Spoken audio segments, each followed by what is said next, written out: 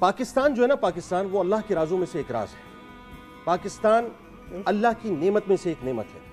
میں اب تھوڑا سا مجھے وقت دے دیجئے گا. یہ جو لفظ پاکستان ہے نا، یہ فارسی کا لفظ ہے. پاک استان، ایک جب عربی میں آپ ترجمہ کرتے ہیں تو بنتا ہے مدینہ طیبہ.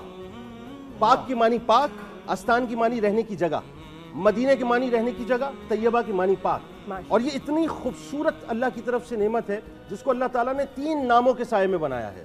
نام محمد، نام علی، نام فاطمہ، اور اس کا فیضان ہے یہ پاکستان. دیکھیے آزادی کی نعمت کو اگر سمجھنا ہے نا نادیہ، تو جائیے ذرا شام میں جا کر دیکھیں کہ جہاں قتل عام ہو رہا ہے. آزادی کی نعمت کو اگر سمجھنا ہے تو جا کر فلسطین میں دیکھیے کہ جہاں پر قتل عام ہو رہا ہے. آزادی کی نعمت کو اگر سمجھنا ہے تو روہنگیا میں جائیں کہ جہاں قتل عام ہو رہا ہے. آزادی کی نعمت کو اگر سمجھنا ہے تو جائیے ہمارے کشمیر میں جا کے دیکھیے کہ جہاں پر قتل عام ہو رہا ہے. آزادی کی نعمت کو اگر سمجھنا ہے تو جا کر اس وقت پورے ہندوستان کے طول و عرض میں دیکھیے کہ جہاں پر اذان کی آواز کے اوپر سونو نگم جیسا آدمی کھڑا ہو جاتا ہے اور کہتا ہے کہ اذان کی آواز نہیں آنی چاہیے. آزادی کی نعمت کو اگر سمجھنا ہے تو جا کر ان مسلمانوں سے پوچھیے کہ گائے کا ذبیحہ وہ نہیں کرتے، لیکن اس سوچ کے ساتھ کہ انہوں نے گائے کا گوشت جو ہے وہ کھایا ہے، ان کو جو ہے وہ زندہ جو ہے درگور کر دیا جاتا ہے. آزادی کی نعمت کو سمجھنا ہے تو آج جا کر ان مسلمانوں سے پوچھیے کہ جو 72 برس کے بعد ہندوستان میں رہتے ہوئے بھی اپنے آپ کو غیر ہندوستانی تصور کرتے ہیں، غیر محفوظ تصور کرتے ہیں، اور ہر وقت ان کو اپنی جانوں کی فکر رہتی ہے کہ ہمارا کیا ہوگا، ہماری اولادوں کا کیا ہوگا. اور آزادی کے تصور کو اگر سمجھنا ہے تو جا کر ان ماؤں سے پوچھیے کہ جن کے سامنے ان کے بچوں کے جنازے اٹھتے ہیں. صاحب یہ آزادی بہت بڑی نعمت ہے. خدا کی قسم میرے قائد میری جان قربان ہو جائے ان کے اوپر کہ جنہوں نے اتنا عظیم تحفہ ہمیں عطا کیا ہے.